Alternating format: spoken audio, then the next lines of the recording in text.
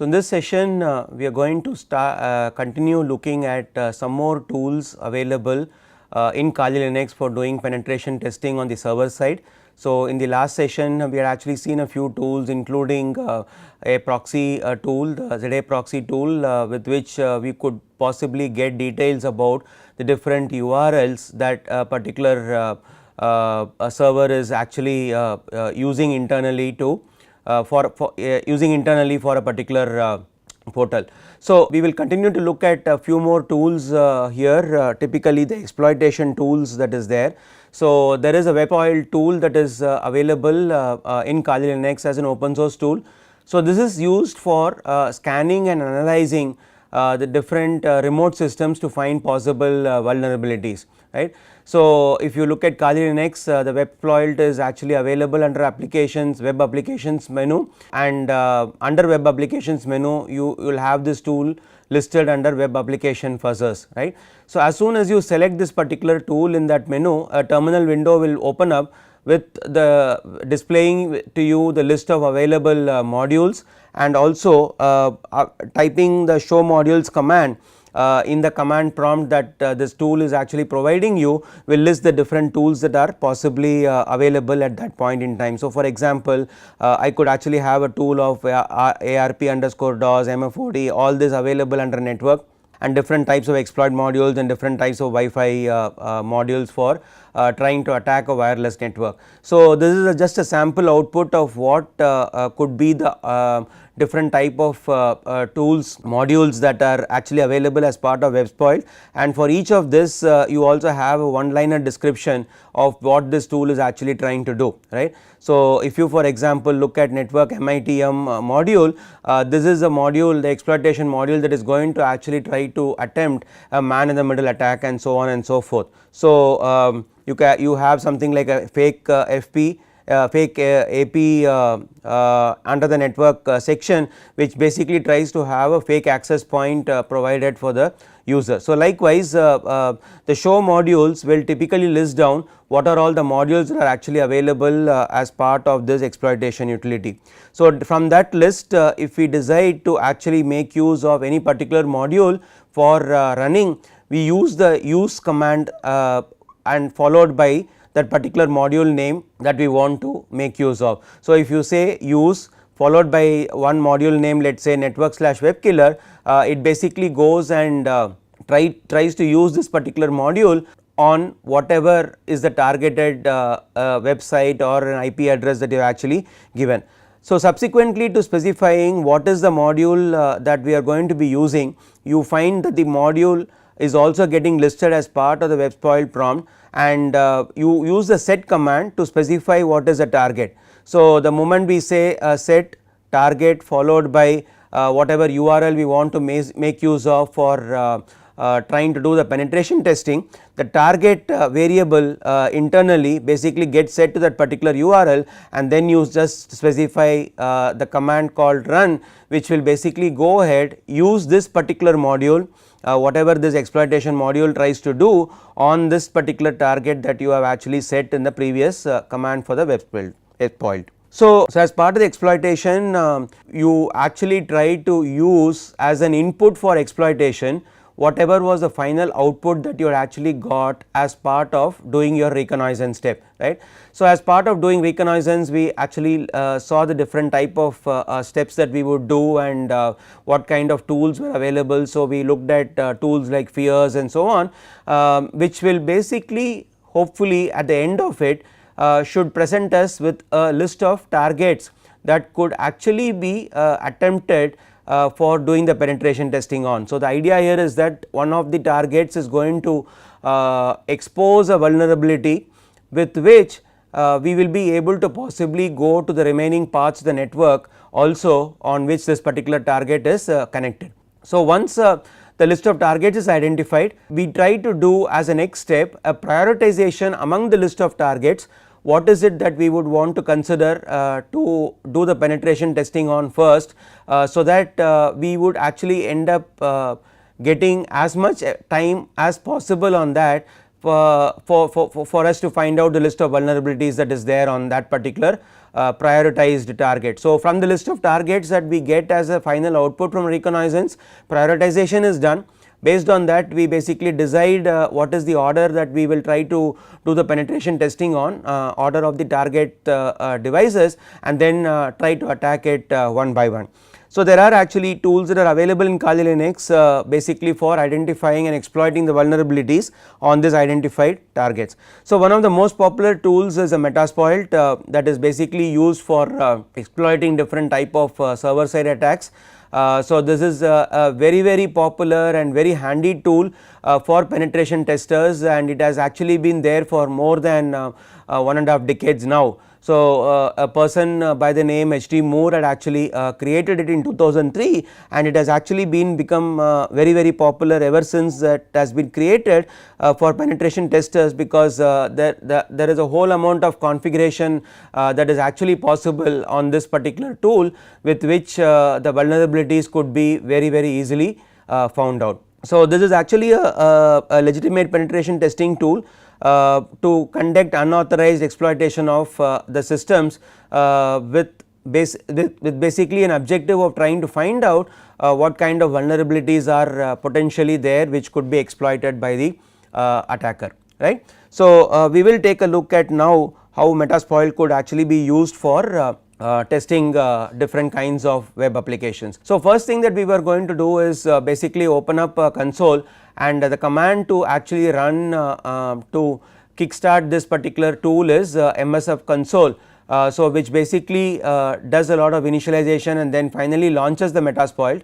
And although there are other ways to actually launch Metaspoil, this has basically become a standard way by which the Metaspoil tool could be actually launched. So, once it is initialized and you get the prompt, there are different basic commands like help and show that you could actually run in the command prompt for this tool, with which you will be able to get more details of what you could potentially do for making use of this tool. So, in addition to the tool specific commands, you also have the possibility of using some of the OS based commands like ping, nmap and so on without basically needing to get out of this tool, because as we have known by now, using tools like ping and nmap especially by a penetration tester is something which he would possibly need to do very frequently, and having a facility to run these commands as part of this tool itself helps the tester to get his job done as quickly as possible. One other thing that we will have to understand is that there are a certain prerequisites that is required for Metaspoil to actually work. So, one of the things that it requires is the Postgres SQL database to be installed on that same system, and also that particular database service to be brought up before Metaspoil can run successfully, right. So, this is a prerequisite that we will actually need to take care of before starting Metaspoil.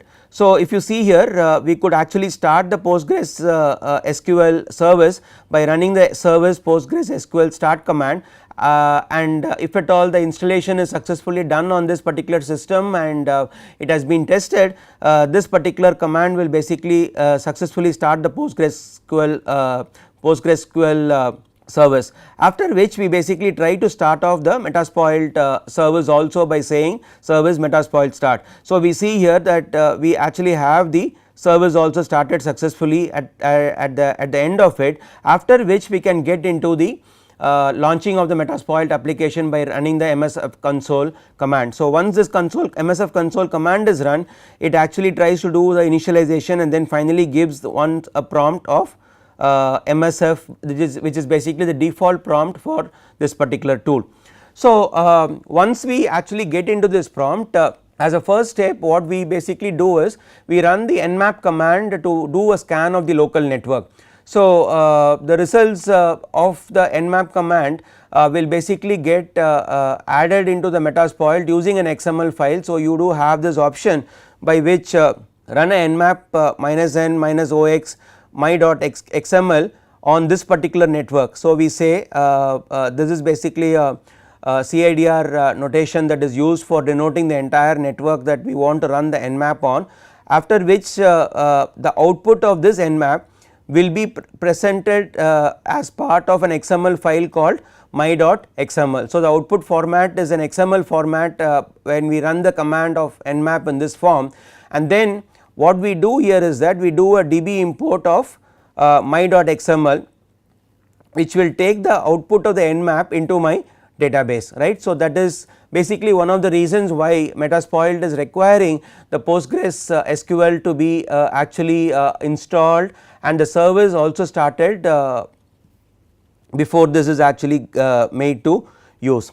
Now, after running the db import my.xml, you find that it is basically successfully imported all the contents that the nmap has basically found out into this particular database, and then if you run the host command, the Metaspoil basically lists down whatever has been the host recognized as part of the nmap output that it has got imported previously as the output of this particular command. So, I basically have 3 different hosts here listed as per this example, right. So, the host command in the MSF will basically help me to have the output of the different host that has been successfully imported from the output of nmap that has been previously run in this sequence of commands. Similarly, just like the host, I also have the services command available as part of Metaspoil.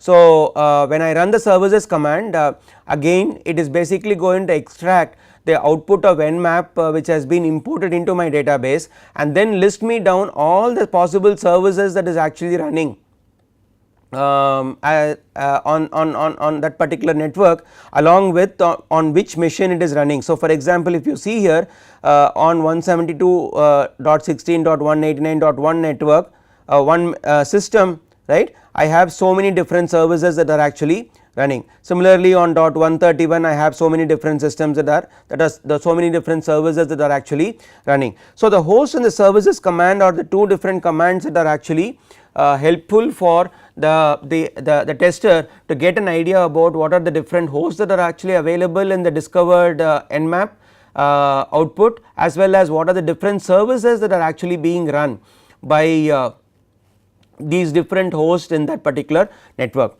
So, the other way of actually importing all the details is by running a command called db_nmap, which straight away imports my complete nmap output into the database of whatever network or whatever specific address that I am actually giving here. So, in this particular case, all the details that are available that are required on the address of .131, IP address of .131 is going to be imported into the Metaspoil database, because I am using the command called db_nmap. So, if you look at the services details, right, you find that the each of the services what is actually available, it basically tells the IP address, it tells the port number that is actually being used by the servers, it tells the protocol, it tells the application name, right. It tells what is the current status, and then any kind of an information, a small one liner description about that particular service, right. So, for each of these services this is actually going to be displaying me all these details. So, if you see here, one of the things that is actually running here is a Samba, right. So, as some of us would know, Samba is basically a protocol, it is basically the SMB protocol by which file sharing is done between heterogeneous operating systems. So, if I really have a partition and a file system created on my Windows system, and I want to have this data accessible, let us say from a Linux or any kind of a non-Windows system in the network. So, Samba is basically the protocol that is actually used for sharing the files between heterogeneous systems. So, we find here that Samba is basically one of the services that is actually running on this particular system in the network 172.16.189.131. Now, once we know that Samba is actually running, it is very easily available on what kind of exploits are actually available as far as the Samba protocol is concerned, available along with the individual rankings for each of those exploits.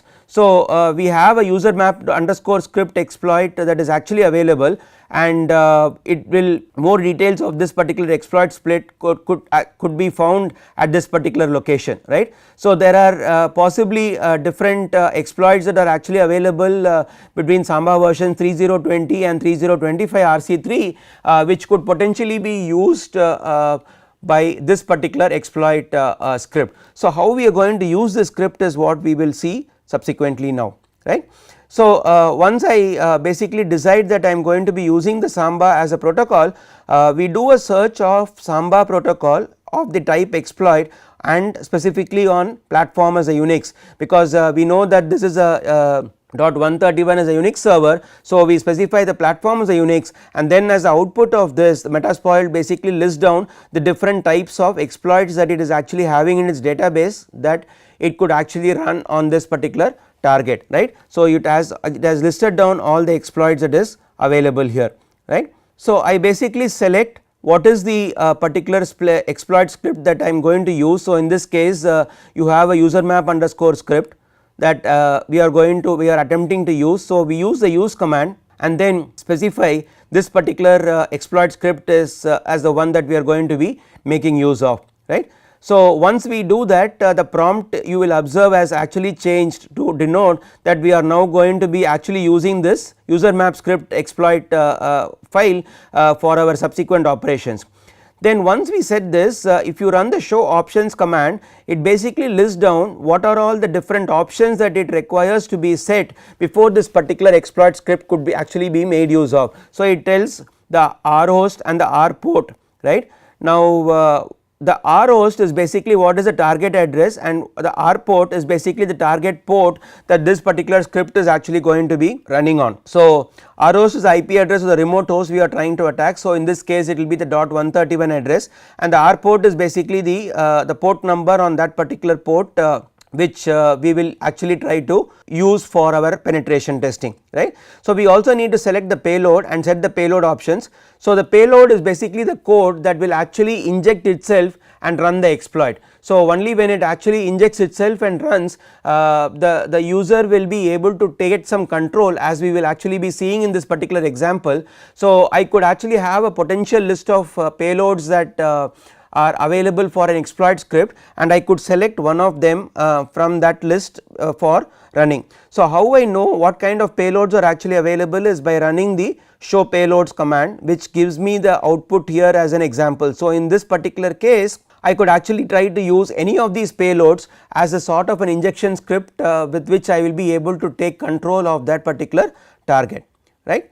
So once we decide what is the list of payloads that is there, we use the set payload command to specify what payload we are going to be making use of, and then it basically gets set as part of the set payload command. Now for running this payload we need to set the lhost and the lport option. So lhost is basically the local host of the from where we are actually running the Metaspoil framework, and the L port is basically the port that again has to be used to the local system for the remote host to connect back, right. So in all cases we basically make use of a well known port, a common port like 443, because 443 as we all know is something that is actually used for SSL traffic, and because of the fact that firewalls generally sort of try to block all kinds of remote ports from outbound access except the well known ports, most of the times you will find that